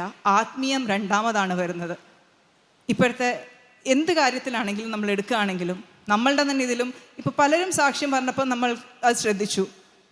ഞാനടക്കം ഞാൻ പറയുകയാണ്, പലപ്പോഴും എൻ്റെ തിരക്കിൻ്റെ സമയത്ത് മാറ്റിവെക്കാൻ പറ്റുന്നൊരു കാര്യം ആത്മീയമായിട്ട് നമുക്ക് ബൈബിള് വായിക്കുക, ദൈവത്തോടു കൂടി ചേർന്നിരിക്കുക. അതിൽ മാത്രമാണ് നമുക്ക് കുറവ് വരുത്താൻ പറ്റുക. ബാക്കിയെല്ലാം നമ്മൾ ചെയ്യേണ്ട കാര്യങ്ങളാണ്, ചെയ്തിരിക്കണം. ചെയ്യാതൊരു രക്ഷയില്ല. അതാണ് പലരുടെയും അവസ്ഥ. ഇപ്പം സൊസൈറ്റി ആയിട്ട് നിൽക്കുന്ന കാര്യമാണെങ്കിൽ, ഔദ്യോഗികമായിട്ട് നിൽക്കുന്ന കാര്യമാണെങ്കിൽ, ഫാമിലിയിലെ പല ഫങ്ഷൻസും അതും ഇതുമൊക്കെ വരികയാണെങ്കിൽ അതിന് കൂടുതൽ ഇമ്പോർട്ടൻസ് കൊടുക്കുക. പക്ഷെ ദൈവത്തോട് കൂടിയിരിക്കാൻ, ദൈവത്തോടു കൂടെ നമുക്ക് സംസാരിക്കാൻ, ദൈവത്തോടു കൂടി പരിഹാരം വാങ്ങാൻ, ഇതിനൊക്കെ നമ്മൾ പിന്നോക്കം നിൽക്കുകയാണ്. ഒരു സ്പിരിച്വൽ ഡിസ്കണക്ഷനാണ് ഉണ്ടാകുന്നത്. പിന്നെ ഒരു കാര്യം പറയുകയാണെങ്കിൽ, fear and uncertainty about the future. എപ്പോഴും നമ്മളുടെ ഫ്യൂച്ചറിനെ കുറിച്ച്, നമ്മുടെ ഭാവിയെക്കുറിച്ച്, കുട്ടികളുടെ ഭാവിയെക്കുറിച്ച് നമുക്ക് എപ്പോഴും ഒരു ഭയമാണ്. നമുക്ക് അറിയില്ല, ഒരു അൺസർട്ടനാണ്. എന്ത് അടുത്ത വരുമെന്ന് നമുക്ക് അറിയില്ല ഇന്നത്തെ ലോകത്തിൽ. ഇതെപ്പോഴും നമ്മളെ അലട്ടിക്കൊണ്ടിരിക്കുന്നു. നമ്മൾ അറിയാതെ തന്നെ നമ്മളുടെ മനസ്സിൽ കിടന്ന് ഇതെപ്പോഴും അലട്ടിക്കൊണ്ടിരിക്കുന്നു. നമ്മളുടെ ഫിനാൻഷ്യൽ സ്റ്റെബിലിറ്റി എങ്ങനെയാകും, നമ്മളുടെ ഫ്യൂച്ചറിൽ ഇത്, നമ്മളുടെ സാമ്പത്തികപരമായ കാര്യങ്ങൾ, ഇതിനെന്ത് പരിഹാരം വരും, നമ്മളുടെ കുട്ടികളുടെ കാര്യങ്ങളിൽ, കുട്ടികളുടെ പല പ്രശ്നങ്ങൾ വരുമ്പോൾ ഇതിനെ എങ്ങനെ നേരിടും. പലരും പറഞ്ഞു കേട്ടിട്ടുണ്ട്, കുട്ടികളോടൊന്ന് തുറന്ന് സംസാരിച്ചാൽ അവരുടെ പല പ്രശ്നങ്ങളും നമുക്ക് നേരിടാവുന്നേ ഉള്ളൂ. പക്ഷെ അതിന് പോലും നമുക്ക് അവസരമില്ല, അതിന് പോലും നമുക്ക് സമയമില്ല. അല്ലെങ്കിൽ നമ്മളുടെ പല ഭാരങ്ങളും പല കാര്യങ്ങളും കൊണ്ട് നമ്മൾ അതിനെയൊക്കെ മാറ്റിവെക്കുകയാണ്. ഇതൊക്കെയാണ് ശരാശരി ഒരു സ്ത്രീ നേരിടുന്ന ഇമ്പോർട്ടൻ്റ് അല്ലെങ്കിൽ മെയിൻ ആയിട്ടുള്ളൊരു പ്രശ്നങ്ങളിൽ നിന്ന് ഞാനൊന്ന് വിലയിരുത്തിയതാണിത്. പക്ഷേ ഇത്രയേറെ പ്രശ്നങ്ങളെല്ലാം ഉണ്ടെങ്കിലും നമ്മൾക്ക് ദൈവത്തിൽ ആശ്രയിച്ച് നമുക്ക് ഇതിനെല്ലാം നേരിടാവുന്നത് വളരെ എളുപ്പമായിട്ട് തന്നെ നമുക്ക് ചെയ്യാം. നമ്മുടെ ദൈവം നമ്മുടെ കൂടെ ഉണ്ടെങ്കിൽ ഇതൊന്നും നമുക്ക് ഒരു പ്രശ്നവുമല്ല. വളരെ വ്യക്തമായിട്ട് നമ്മളുടെ ഈ വേദപുസ്തകത്തിൽ തന്നെ പല സ്ത്രീ കഥാപാത്രങ്ങളും ഉണ്ട്. അവരൊക്കെ ഒരു സുഖപരമായ ഒരു ജീവിതമല്ല അവർ നയിച്ചത്. അല്ലെങ്കിൽ ആദ്യം മുതൽ തന്നെ നോക്കുകയാണെങ്കിൽ അവരുടെ ജീവിതത്തിൽ ഒരിക്കലും ഏറ്റവും ശ്രേഷ്ഠമായ കാര്യങ്ങളൊന്നുമല്ല സംഭവിച്ചത്. നമ്മളിപ്പോൾ എടുക്കുകയാണെങ്കിൽ നമ്മളുടെ എസ്തർ രാജ്ഞിയെക്കുറിച്ച് പറയുകയാണെങ്കിൽ വളരെയധികം പ്രശ്നങ്ങൾ അവരുടെ സമൂഹത്തിന് നേരിട്ടപ്പോൾ ആ എസ്തർ രാജ്ഞി ആരിലാണ് ആശ്രയിച്ചത്? അവളുടെ കസിൻ ഉണ്ടായിരുന്നു, രാജാവ് ഉണ്ടായിരുന്നു. രാജാവിൻ്റെ ഡയറക്റ്റായിട്ട് പോയി ആശ്രയിക്കാതെ അവൾ എന്താ ചെയ്തത്? അവൾ ഉപവാസം പ്രഖ്യാപിച്ച് ദൈവത്തോട് പ്രാർത്ഥിച്ച് എന്നിട്ട് ഓരോ കാര്യങ്ങൾ ചെയ്തു. എസ്തർ രാജ്ഞിക്ക് ദൈവം പരിഹാരം കൊടുത്തില്ലേ? അവളുടെ ജനത്തെ ദൈവം മോചിപ്പിച്ചു കൊടുത്തില്ലേ? അതേപോലെ തന്നെ ഡെബോറയെക്കുറിച്ച് നമ്മൾ പറയുകയാണെങ്കിൽ ഡെബോറ ഒരു പ്രൊഫറ്റായിരുന്നു. അതായത് വചനം സംസാരിക്കുന്ന ഒരു സ്ത്രീയായിരുന്നു. അതേപോലെ തന്നെ അവളുടെ ഔദ്യോഗികമായിട്ടും അവളൊരു ജഡ്ജായിരുന്നു, ഒരു ന്യായാധിപതിയായിരുന്നു. അവിടെ ഇസ്രായേൽ ജനത്തിനൊരു പ്രശ്നം വന്നപ്പോൾ അതിനും തക്ക പരിഹാരം ഡെബോറയ്ക്ക് കൊടുക്കാൻ പറ്റി. കാരണം അവൾ ദൈവത്തിൽ ആശ്രയിച്ചു, ദൈവത്തോട് പ്രാർത്ഥിച്ചു, ദൈവത്തിൻ്റെ കൂടെ നിന്ന് അവളുടെ ജനത്തിൻ്റെ പ്രശ്നങ്ങൾ പരിഹരിച്ചു കൊടുത്തു. അതേപോലെ തന്നെ നമ്മളുടെ മാതാവിനെക്കുറിച്ച്, കന്യാമറിയത്തിനെക്കുറിച്ച് പറയുകയാണെങ്കിലും കന്യാമറിയത്തിൻ്റെ ജീവിതത്തിലും വളരെയധികം പ്രശ്നങ്ങൾ വന്നു. ഒരിക്കലും ഒരു കല്യാണം കഴിക്കുന്നതിന് മുമ്പേ ഒരു അമ്മയാകുക, ഒരു ഗർഭം ധരിക്കുക, അതൊന്നും ഒരിക്കലും സമൂഹത്തിന് ആക്സെപ്റ്റ് ചെയ്യാൻ പറ്റുന്നൊരു കാര്യമായിരുന്നില്ല. പക്ഷെ അവിടെയും ദൈവത്തിൽ ആശ്രയിച്ച് ഇവർ ആ ഒരു ഇതിൽ നിന്ന് പുറത്തു വന്നു. സ്ത്രീകൾ വേദപുസ്തകത്തിലുടനീളം നോക്കുകയാണെങ്കിൽ അനേകം സ്ത്രീ കഥാപാത്രങ്ങളുണ്ട്. നേരിട്ട പ്രശ്നങ്ങൾ വളരെ അധികമാണെങ്കിൽ പോലും വളരെ നിസ്സാരമായിട്ട് ദൈവത്തിൽ ആശ്രയിച്ച് അവർക്ക് അതിനൊരു പരിഹാരം നേടാൻ പറ്റി. അതിലവർക്ക് വേറെ ആരെയും നോക്കണ്ടേ, ഈ ഭൂമിയിൽ ഒരു മനുഷ്യനെയും ആശ്രയിക്കേണ്ട ആവശ്യം വന്നില്ല. ദൈവത്തിനോട് കൂടി നിന്ന് ദൈവത്തിനോട് പ്രാർത്ഥിച്ച് എല്ലാത്തിനും തക്കമായ പരിഹാരം. ഇത്രയും നമുക്ക് വിശ്വാസവും ഇത്രയും നമുക്ക് ധൈര്യവും തരുന്നൊരു വേദപുസ്തകവും വചനവും നമ്മളുടെ കൂടെയുള്ളപ്പോൾ നമ്മളുടെ പല പ്രശ്നങ്ങളും നമുക്ക് നിസ്സാരമാണ്. പ്രശ്നങ്ങളില്ലാന്ന് ഞാൻ ഒരിക്കലും പറയില്ല. ഈ പ്രശ്നങ്ങളെല്ലാം നമ്മൾ നേരിടുന്നതാണ്. പക്ഷേ ഈ പ്രശ്നങ്ങളിൽ നമ്മൾ തളരാതിരിക്കാനായിട്ട് ദൈവം നമ്മുടെ കൂടെ എപ്പോഴും ഉണ്ടാകും. നമ്മൾ ആരുടെ കൂടെ നടക്കുന്നു അതാണ് ഏറ്റവും അനിവാര്യം, അല്ലെങ്കിൽ ഏറ്റവും മുഖ്യമായ കാര്യം. നമ്മൾ ആരുടെ കൂടെയാണ് നടക്കുന്നത്, അല്ലാതെ നമ്മൾ എന്താണ്, നമ്മൾ ഏതാണ്, നമ്മളുടെ റോൾ എന്താണ്, നമ്മൾ എന്താണ് ക്യാരി ചെയ്യുന്നത്, അതെല്ലാം രണ്ടാമതാണ് വരുന്നത്. നമ്മളെ ദൈവം സൃഷ്ടിച്ചപ്പോൾ നമ്മൾ ആദ്യം പറഞ്ഞ പോലെ ദൈവം നമ്മളെ ഒരിക്കലും ഒരു രണ്ടാം ഘട്ടമായിട്ടല്ല സൃഷ്ടിച്ചത്, അല്ലാതെ ഒരു രണ്ടാം തരമായിട്ടല്ല സൃഷ്ടിച്ചത്.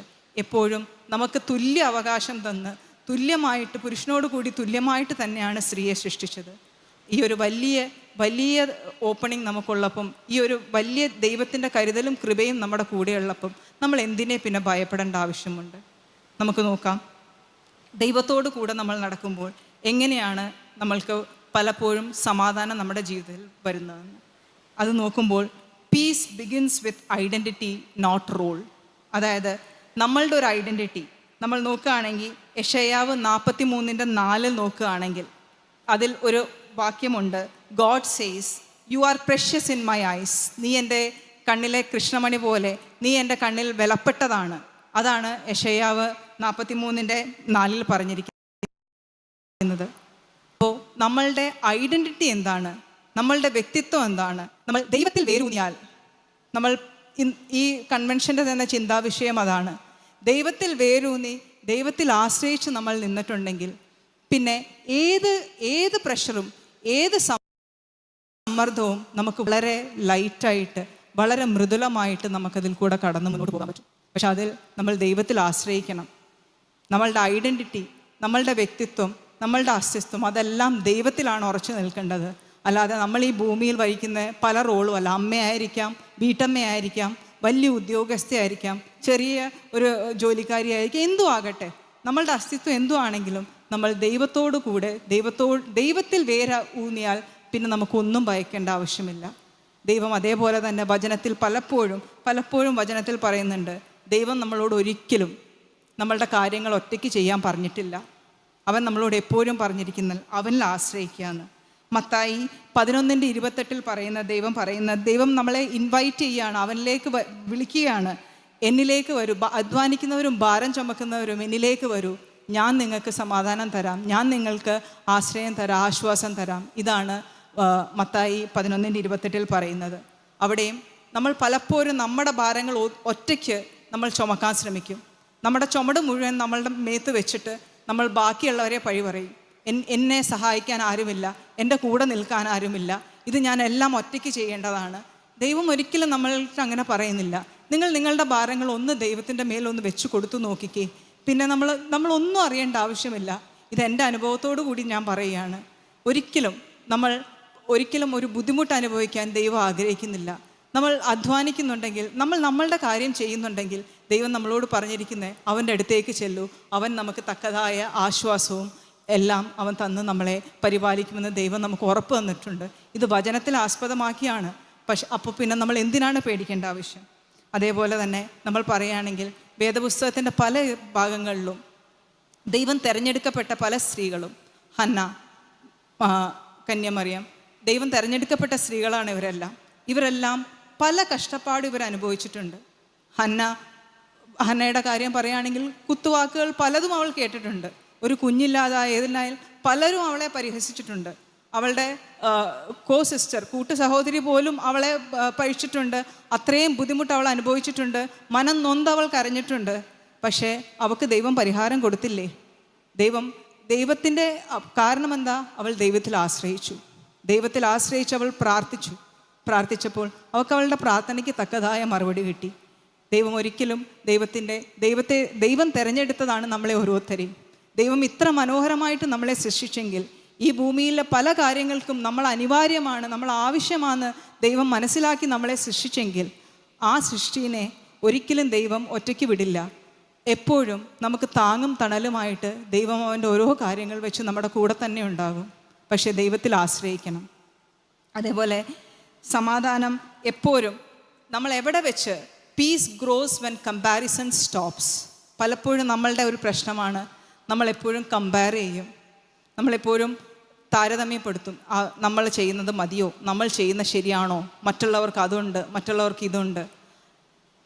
വചനത്തിൽ പറയുന്നത് എവിടെ നമ്മൾ ഈ കമ്പാരിസൺ സ്റ്റോപ്പ് ചെയ്യുന്നു? അതായത് ഗലാത്യർ 6:4-5 പറയുന്നുണ്ട്, ദൈവം നമ്മളോട് പറയുന്നത്, നിങ്ങളെ എന്താണോ ഏൽപ്പിച്ചിരിക്കുന്നത്, നിങ്ങൾ ഏത് കാര്യത്തിലാണോ ഇടപെട്ടിരിക്കുന്നത് അത് നിങ്ങൾ മര്യാദയ്ക്ക് ചെയ്യുക, അത് നമ്മൾ പൂർണ്ണമായും ചെയ്യുക.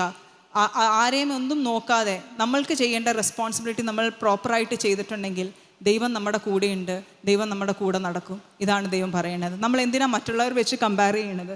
ദൈവം നമുക്ക് തരേണ്ടത് നമുക്ക് തരും. ദൈവമേ, നമ്മൾ പ്രാർത്ഥിക്കുമ്പോൾ എപ്പോഴും ഇങ്ങനെയാണ് പ്രാർത്ഥിക്കുന്നത്, കർത്താവെ, നീ ആഗ്രഹിക്കുന്ന പോലെ. എൻ്റെ പ്രാർത്ഥന എപ്പോഴും അങ്ങനെയാണ്. ദൈവമേ, നീ എന്നിലൂടെ എന്താ ആഗ്രഹിക്കുന്നു, നീ എനിക്ക് എന്ത് തരണമെന്ന് നിനക്ക് തക്കതായി അറിയാം.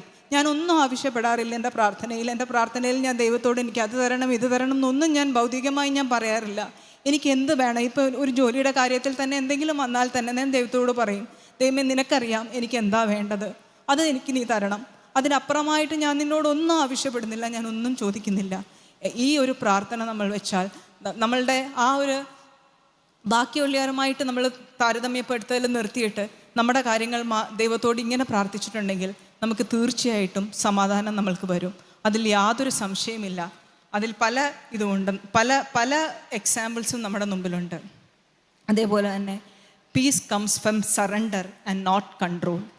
നമ്മളെപ്പോൾ ദൈവത്തിൻ്റെ മുമ്പാകെ സകലതും വിട്ടുകൊടുക്കുന്നു, നമ്മൾ ഒരിക്കലും നമ്മുടേതായ കൺട്രോളിൽ ഒരു വലിയ സിറ്റുവേഷൻ വരുമ്പോൾ, ഒരു വലിയ പ്രശ്നം നമ്മുടെ ജീവിതത്തിൽ നേരിടുമ്പോൾ നമ്മൾ ഒരു കാരണവശാലും നമ്മളുടേതായ പരിഹാരങ്ങൾ അതിൽ കൊണ്ടുവരാൻ ശ്രമിക്കരുത്. നമ്മൾ പലപ്പോഴും അതിൽ പരാജയപ്പെട്ടു പോകുകയുള്ളൂ. നമ്മളുടെ ബുദ്ധി വെച്ചിട്ട് നോക്കിയാൽ നമ്മളുടെ ബുദ്ധിയിൽ നമ്മൾ ചെയ്യുന്ന കാര്യങ്ങൾ പലപ്പോഴും നമ്മൾ പരാജയരാകുകയുള്ളൂ. പക്ഷെ അവിടെ നമ്മൾ ദൈവത്തിൽ ആശ്രയിച്ച് ദൈവത്തിന് സകലതും വിട്ടുകൊടുത്ത് ദൈവത്തെ അവിടെ പ്രവർത്തിക്കാൻ നമ്മൾ മുട്ടുകുത്തി താന്നിരുന്നിട്ടുണ്ടെങ്കിൽ തീർച്ചയായിട്ടും നമുക്കവിടെ ഒരു പരിഹാരം കിട്ടും. അതിൽ യാതൊരു സംശയമില്ല.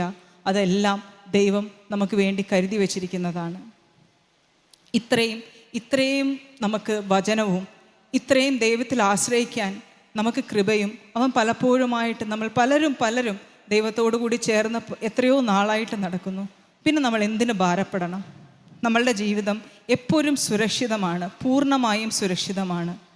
ഇത് ഒരു വലിയ ഒരു ഐ ഓപ്പണർ, നമ്മുടെ കണ്ണ് തുറക്കേണ്ട ഒരു വലിയ കാര്യമാണ്. നമ്മൾ പിടിച്ചിരിക്കുന്ന കൊമ്പ് സാധാരണ ഒരു കൊമ്പല്ല. നമുക്ക് കിട്ടിയിരിക്കുന്ന ആ ഒരു വലിയ കൊടയുടെ സംരക്ഷണം അത് വെറും ഒരു കൊടയല്ല. ഒരിക്കലും നമുക്ക് വെയിലോ മഴയോ ഒന്നും ഏൽക്കാതെ നമ്മളെ വ്യക്തമായിട്ടും അവൻ്റെ ചിറകിൻ കീഴിൽ മറയ്ക്കുന്ന ഒരു ദൈവം. ഈ ദൈവത്തോടു കൂടി ആശ്രയിച്ച് നമ്മൾ മുന്നോട്ട് പോകുമ്പോൾ ഒരിക്കലും നമ്മുടെ ജീവിതത്തിലെ ഭാരങ്ങൾ വരും. ഭാരങ്ങൾ നമുക്ക് ഭാരമായിട്ട് തോന്നില്ല. ദൈവം അതിന് പരിഹാരം തരും. അതിന് തക്കതായ സമയമുണ്ടാകും. എല്ലാം നമ്മൾ ഇപ്പം തന്നെ പ്രാർത്ഥിക്കുമ്പോൾ ഇപ്പം തന്നെ നമുക്ക് മറുപടി കിട്ടണമെന്നില്ല. ചിലപ്പം ഒരു കൊല്ലമാകാം, ചിലപ്പം ഒരു ദിവസത്തിൽ കിട്ടും, ചിലപ്പോൾ ഒരാഴ്ചയാകാം, ചിലപ്പോൾ 10 കൊല്ലമാകാം. നമ്മൾ കാത്തിരിക്കുക. പക്ഷേ ദൈവം നമുക്ക് പരിഹാരം തരുമെന്ന് പൂർണ്ണമായും വിശ്വസിച്ചിരിക്കുക. ഇതോട് ചേർത്ത് ഞാൻ എൻ്റെ ജീവിത സാക്ഷ്യം പറയുകയാണെങ്കിൽ, ഞാൻ ഒരിക്കലും ഒരു പെർഫെക്റ്റ് വുമണായിട്ട്, നമ്മൾ പലപ്പോഴും പറയും എപ്പോഴും ഒരു പെർഫെക്റ്റ് വുമണ്, അതായത് എല്ലാം തികഞ്ഞൊരു സ്ത്രീക്ക് എപ്പോഴും സമാധാനം ഉണ്ടാകും. ഒരിക്കലല്ല. എല്ലാം തികഞ്ഞൊരു സ്ത്രീക്കല്ല സമാധാനം കിട്ടുക. ദൈവത്തോടു കൂടി നടക്കുന്ന ഒരു സ്ത്രീക്ക്, ദൈവത്തിന് സകലതും വിട്ടുകൊടുക്കുന്ന ഒരു സ്ത്രീക്ക്, ദൈവത്തിൻ്റെ വഴികളിൽ ആശ്രയിക്കുന്ന ഒരു സ്ത്രീക്ക് സമാധാനം ഉണ്ടാകും. ഇപ്പം എന്നെ ഇവിടെ പരിചയപ്പെടുത്തി. ഞാനൊരു പ്രിൻസിപ്പളായിട്ട് ജോലി ചെയ്യുന്നു. ഇപ്പോൾ കഴിഞ്ഞ 9 കൊല്ലമായിട്ട് ഞാൻ പല സ്കൂളുകളിൽ പ്രിൻസിപ്പളായിട്ടിരിക്കുന്നു. എൻ്റെ ജീവിതം പറയുകയാണെങ്കിൽ, ഞാൻ എൻ്റെ വിവാഹത്തോടനുബന്ധിച്ചാണ് ഈ കൂട്ടായ്മയിലേക്ക് കടന്നു വന്നത്. ആ സമയത്ത് ഞാൻ വരുമ്പോൾ തികച്ചും ലോകപരമായിട്ട്, തികച്ചും ഈ ലോകത്തോടു കൂടി ചേർന്ന് നിന്ന് മാത്രമാണ് ഞാൻ എൻ്റെ വിവാഹ ജീവിതത്തിലേക്ക് കയറിയത്. പക്ഷേ ദൈവത്തിനറിയാം എൻ്റെ സ്വഭാവം വെച്ച്. ഞാൻ നിങ്ങളോട് പറഞ്ഞല്ലോ, എനിക്ക് പല ആഗ്രഹങ്ങളും പല ഇതുമെല്ലാം ഉണ്ടായിരുന്നു. എൻ്റെ കാര്യങ്ങളെല്ലാം ഞാൻ നല്ല ഭംഗിയായിട്ട് ചെയ്യുമായിരുന്നു. ആൾക്കാരെ നന്നായിട്ട് ഒരു ഡുവൽ പേഴ്സണാലിറ്റി ആയിട്ട് നിന്ന് വേണ്ട പോലെ ആൾക്കാരെ പറ്റിക്കാൻ എനിക്ക് നന്നായിട്ട് അറിയാമായിരുന്നു. ഇതൊക്കെയായിരുന്നു എൻ്റെ ആളത്വം. ഞാനിതായിരുന്നു. പക്ഷേ ഞാൻ എൻ്റെ വിവാഹ ജീവിതത്തിൽ കയറിയപ്പോൾ ദൈവത്തിനറിയാം തക്ക സമയത്ത് എന്നെ പിടിച്ചു എന്ന് മാത്രമേ ഞാൻ പറയുള്ളൂ. എൻ്റെ വിവാഹത്തോടു കൂടി ഈ കൂട്ടായ്മയിലേക്ക് ഞാൻ ചേർന്ന് വന്നപ്പോൾ എനിക്ക് വ്യക്തമായ ഒരു കാഴ്ചപ്പാട് എനിക്ക് കിട്ടി. എല്ലാം പെട്ടെന്നൊരു ദിവസം എൻ്റെ സ്വഭാവം മാറിയെന്നല്ല, പതുക്കെ ഓരോ പ്രാവശ്യവും ഞാൻ വചനം കേൾക്കാൻ വരുമ്പോൾ എൻ്റെ സ്വഭാവത്തെ ഞാൻ മാറ്റേണ്ടതെന്ത്, എൻ്റെ സ്വഭാവത്തിലെ കുറവുകൾ എന്തെന്ന് ഞാൻ കണ്ടുപിടിക്കാൻ ഞാൻ ശ്രമിച്ചു. ഞാൻ ദൈവത്തോട് ഞാൻ എനിക്ക് ഓർമ്മയുണ്ട്, എൻ്റെ യേശുവേ, ഞാനിതാണ്, എൻ്റെ ജീവിതത്തിൽ ഇതിൽ കൂടുതൽ എനിക്ക് ഒന്നുമില്ല. എന്നെ നിനക്ക് നന്നായി അറിയാം. എൻ്റെ ഉള്ളിൽ എന്താണ്, ഞാൻ ഏത് തരത്തിലൊരു വ്യക്തിയാണ്, ഏത് തരത്തിലൊരു സ്ത്രീയാണെന്ന് എനിക്ക് നന്നായി അറിയാം. പക്ഷെ നീ എനിക്ക് ഒരു മാറ്റം വരുത്താൻ നീ ആഗ്രഹിക്കുന്നുണ്ടെങ്കിൽ ഞാൻ പൂർണ്ണമായിട്ട് എന്നെ നിന്നിലേക്ക് വിട്ടു തന്നിരിക്കുക. എൻ്റെ ദൈവമേ, നീ എന്നെ മാറ്റണം. ഞാൻ ഇത്രയേ ചെയ്തിട്ടുള്ളൂ. ഈ ഒരു പ്രാർത്ഥനയെ ഞാൻ പ്രാർത്ഥിച്ചിട്ടുള്ളൂ. പക്ഷേ എൻ്റെ ദൈവം അന്ന് മുതൽ എന്നിൽ മാറ്റങ്ങൾ വരുത്താൻ തുടങ്ങി. ഇന്ന് ഞാൻ തിരിഞ്ഞു നോക്കുകയാണെങ്കിൽ, ഇന്ന് 21 കൊല്ലമായി എൻ്റെ വിവാഹം കഴിഞ്ഞിട്ട്. ഈ കാലഘട്ടമെല്ലാം ഏറ്റവും സമാധാനമായിട്ട്, പൂർണ്ണ സമാധാനമായിട്ട്, അതായത് വിവാഹത്തിൻ്റെ 2ാമത്തെ ദിവസം മുതൽ ഞാൻ ഈ കൂട്ടായ്മയിൽ വന്നു തുടങ്ങിയതാണ്. അന്ന് മുതൽ ഇന്ന് വരെ യാതൊരു പ്രശ്നവും ഞങ്ങളുടെ കുടുംബജീവിതത്തിൽ ദൈവം തന്നിട്ടില്ല. ഒരു പ്രാവശ്യം പോലും ഞാനും എൻ്റെ ഭർത്താവും ഒരു ഐക്യമില്ലായ്മയോ ഒരു വഴക്കോ ഒന്നുമായിട്ട് ഞങ്ങൾ കിടന്നുറങ്ങേണ്ട വന്നിട്ടില്ല. ചില സമയങ്ങളിൽ അഭിപ്രായ വ്യത്യാസങ്ങളുണ്ടാകും, പക്ഷേ വിട്ടുകൊടുക്കാൻ ഞങ്ങൾ രണ്ടുപേരും അതിന് വിട്ടുകൊടുക്കാൻ തയ്യാറാകുമ്പോൾ സമാധാനം അവിടെ ഇടിച്ചിറങ്ങുന്നത്. ഞങ്ങളുടെ കുടുംബത്തിലെ സന്തോഷവും സ്നേഹവും സമാധാനവും ഞാൻ മനസ്സിലാക്കുകയും കാണുകയാണ്. ഞങ്ങളുടെ മക്കളും അത് കണ്ടു തന്നെയാണ് വളരുന്നത്. എല്ലാം കൊണ്ടും പൂർണ്ണമായും ഒരു സമാധാനപരമായ ഒരു സ്വർഗതുല്യമായ ജീവിതമാണ് ഇതുവരെ ദൈവം എനിക്ക് തന്നിട്ടുള്ളത്. ദൈവത്തെ സാക്ഷിച്ചും ഞങ്ങളാൽ പറ്റുന്ന രീതിയിൽ ദൈവത്തിൻ്റെ വേലയോടുകൂടി ചേർന്ന് നിൽക്കാം എല്ലാം ഞങ്ങൾ ശ്രമിക്കുന്നു. ഞങ്ങൾ രണ്ടുപേരും നല്ല ഔദ്യോഗികമായ തിരക്കുള്ളവരാണ്. പക്ഷേ തികച്ചും ഞങ്ങൾക്ക് കിട്ടുന്ന സമയം ചിലപ്പം പലപ്പോഴും വേലയ്ക്കൊക്കെ പോകുമ്പോൾ ഒരു സൺഡേ ആയിരിക്കും ഞങ്ങൾ പോണത്. വീടുകളിൽ പോകുമ്പം ആൾക്കാർ ഞാനൊരു പ്രിൻസിപ്പളാന്ന് പറയുമ്പോൾ പ്രിൻസിപ്പളോ അങ്ങനെയാണ് ആൾക്കാർ ചോദിക്കുന്നത്. പക്ഷേ അവരുടെ അടുത്തും വളരെ അഭിമാനത്തോടുകൂടി എനിക്ക് പറയാം, ഈ ഒരു ഹോളിഡേ വീട്ടിലിരുന്ന് എനിക്ക് സന്തോഷിച്ച് എൻജോയ് ചെയ്യാൻ അറിയാഞ്ഞിട്ടല്ല, പക്ഷേ എൻ്റെ ദൈവത്തിന് വേണ്ടി ഇത്രയുമെങ്കിലും ഞാൻ ചെയ്തില്ലെങ്കിൽ ഞാൻ വലിയ കടക്കാരിയായി പോകും. കാരണം അത്രമാത്രം ദൈവം എൻ്റെ ജീവിതത്തിൽ എനിക്ക് ഏറ്റവും നന്മ മാത്രം ചെയ്തു. ഈ ആത്മീയമായി ഞാൻ ഇനിയും അധികം വളരാനുണ്ട്. കുറേ കുറവുകൾ എനിക്ക് ഇപ്പോഴുമുണ്ട്. ഇപ്പോഴും എനിക്ക് പലപ്പോഴും തെറ്റുകൾ വരാറുണ്ട്. പക്ഷെ ആ തെറ്റുകൾ വരുമ്പോഴെല്ലാം ഞാൻ തെറ്റാണെന്ന് മനസ്സിലാക്കാനും ദൈവത്തോട് പ്രാർത്ഥിച്ച് ദൈവത്തിൽ ആശ്രയിച്ച് എന്നെ തന്നെ വീണ്ടും സറണ്ടർ ചെയ്ത് അവൻ്റെ മുമ്പാക്കി ഇട്ടുകൊടുത്ത് മുന്നോട്ട് പോകാൻ അവൻ എന്നെ പഠിപ്പിക്കുന്നു. ഔദ്യോഗികമായും ദൈവം എന്നെ വളരെയധികം ഉയർത്തി. ഒരിക്കലും ഞാൻ പ്രതീക്ഷിച്ചല്ല ഞാൻ ഇങ്ങനെ ഒരു പൊസിഷനിൽ എത്തിത്തീരുമെന്നോ ഇങ്ങനൊരു ജീവിതം എനിക്കുണ്ടാകുമെന്നോ ഞാൻ ഒരിക്കലും പ്രതീക്ഷിച്ചല്ല. സത്യം പറയുകയാണെങ്കിൽ ഒരു അധ്യാപികയാകാൻ എനിക്ക് യാതൊരു താല്പര്യവും ഉണ്ടായിരുന്നില്ല. ഇതെൻ്റെ ലീസ്റ്റ് പ്രയോറിറ്റി ആയിരുന്നു. എൻ്റെ അടുത്ത് ചോദിക്കുകയാണ്, നിനക്ക് ഏറ്റവും ലീസ്റ്റ് ഇമ്പോർട്ടൻ്റ് ആയിട്ടുള്ളൊരു ജോബ് എന്താണെന്ന് ചോദിച്ചാൽ ഞാനതൊരു ടീച്ചർ ജോബാണെന്ന് പറയുമായിരുന്നു. കാരണം എനിക്കൊരു കോർപ്പറേറ്റ് ലൈഫായിരുന്നു എൻ്റെ ആഗ്രഹം. പക്ഷേ ദൈവത്തിൻ്റെ വഴി വേറേതായിരുന്നു. അത് ഈ കൂട്ടായ്മയിൽ വന്നിട്ട് വ്യക്തമായി എനിക്ക് മനസ്സിലായി. വളരെ ഫാസ്റ്റ് ട്രാക്കായിട്ട് എൻ്റെ ഈ ഔദ്യോഗിക രംഗത്ത് അവൻ എനിക്ക് ഈ പദവികളെല്ലാം തന്നു. വളരെയധികം പ്രശ്നങ്ങൾ പലപ്പോഴുമായി നേരിട്ടിട്ടുണ്ട്. പലപ്പോഴും കൊടുങ്കാറ്റ് പോലെ പല പ്രശ്നങ്ങൾ നേരിട്ടിട്ടുണ്ട്. പക്ഷെ ആ സമയത്തൊക്കെ ദൈവത്തിൽ ആശ്രയിച്ച് നിൽക്കാനും അവനോട് താഴ്ന്നു നിൽക്കാനും എനിക്ക് ദൈവം വലിയ കൃപ തന്നു എന്നെ പഠിപ്പിച്ചു.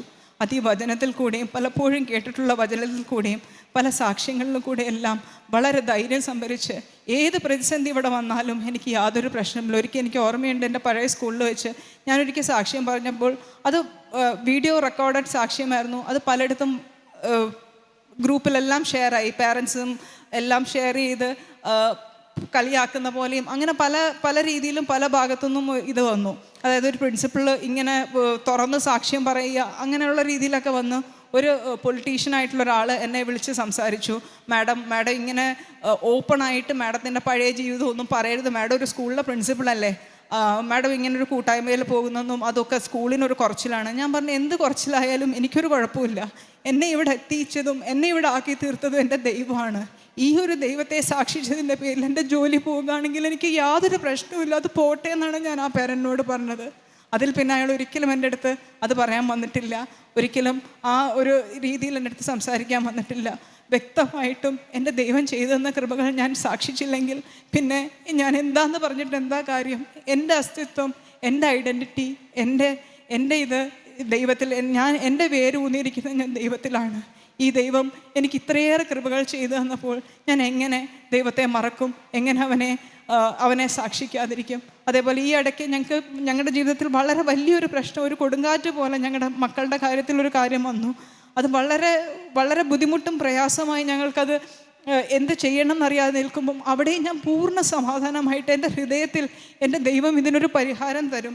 ഇപ്പോഴും പൂർണ്ണമായൊരു പരിഹാരം കിട്ടിയോയെന്ന് എനിക്കറിയില്ല. പക്ഷേ ഞാനും എൻ്റെ ഭർത്താവും ചേർന്നിരുന്ന് കൈകോർത്തിരുന്ന് പ്രാർത്ഥിച്ച് ഞങ്ങളതിൽ ദൈവത്തിൽ ആശ്രയിച്ച് നിന്ന് തക്കത് ഇപ്പം ഒരു ആശ്വാസം ഞങ്ങൾക്കുണ്ട്. ഞങ്ങളുടെ ദൈവം അത് ഏറ്റെടുക്കുമെന്ന് വളരെ ആശ്വാസമായിട്ടൊരു ഹൃദയത്തിലൊരു ദൈവം ഒരു കരുതൽ ഞങ്ങൾക്ക് തന്നിട്ടുണ്ട്. അവൾ വിശ്വസിച്ചിരിക്കുകയാണ്. ഒരിക്കലും അത് ഞങ്ങൾക്ക് ഒരു കെടുതിയായി വന്ന് തീരില്ല. നിങ്ങൾ പൂർണ്ണമായും വിശ്വസിക്കുന്നു. ഞങ്ങളുടെ കുഞ്ഞുങ്ങളാണെങ്കിലും ഇതിലോടുകൂടി തന്നെ ചേർന്ന് നിൽക്കുന്നു. മക്കളിൽ പാകിയിരിക്കുന്ന ഒരു വിത്ത് അതെപ്പോഴാണെങ്കിലും അവരിൽ മുളച്ചു വരുമെന്ന് ഞാൻ പൂർണ്ണമായും വിശ്വസിക്കുന്നു. ചിലപ്പോൾ ഈ സമയത്ത് ഉണ്ടാകില്ല, പക്ഷേ അതവരുടെ മനസ്സിലുണ്ടാകും. നമ്മൾ ഓരോ അമ്മമാരും അതാണ് ചെയ്യേണ്ടത്. ഓരോ കുടുംബജീവിതത്തിലും ഭാര്യയും ഭർത്താവും ചേർന്ന് നമ്മുടെ മക്കളെ മുന്നോട്ട് കൊണ്ടുപോകണം. ദൈവത്തിൽ ആശ്രയിച്ച് നമുക്ക് മുന്നോട്ട് പോകാൻ, നമ്മളുടെ ഏത് പ്രശ്നത്തിനും ദൈവം തക്കതായ പരിഹാരം നമുക്ക് തരുമെന്ന് പൂർണ്ണ വിശ്വാസത്തോടു കൂടി ഇരുന്നാൽ നമുക്കൊരിക്കലും ഒരു ബുദ്ധിമുട്ടുണ്ടാവില്ല. ദൈവത്തോട് പ്രാർത്ഥിക്കേണ്ട ഒരു 3 കാര്യം ഇത് മാത്രമാണ്. എൻ്റെ ഒരു ഷോർട്ട് പ്രെയറാണ്. God give me patience when I am tired. God give me peace when I am overwhelmed and wisdom when I don't know what to do. എനിക്ക് സമാധാനവും എനിക്ക് പേഷ്യൻസും അതേപോലെ തന്നെ എനിക്ക് ജ്ഞാനവും തന്നെ നിർത്തണമേ. ഇതായിരിക്കണം നമ്മളുടെ ഓരോരുത്തരുടെയും പ്രാർത്ഥന. ദൈവത്തിൽ ആശ്രയിച്ച് നമ്മുടെ ജീവിതം മുന്നോട്ട് കൊണ്ടുപോകാൻ ദൈവം നമുക്ക് കൃപ തരട്ടെ എന്ന് പറഞ്ഞുകൊണ്ട് എൻ്റെ ഈ സാക്ഷ്യം ഞാൻ നിർത്തുകയാണ്. ദൈവനാമം മാത്രം മഹത്വപ്പെടട്ടെ.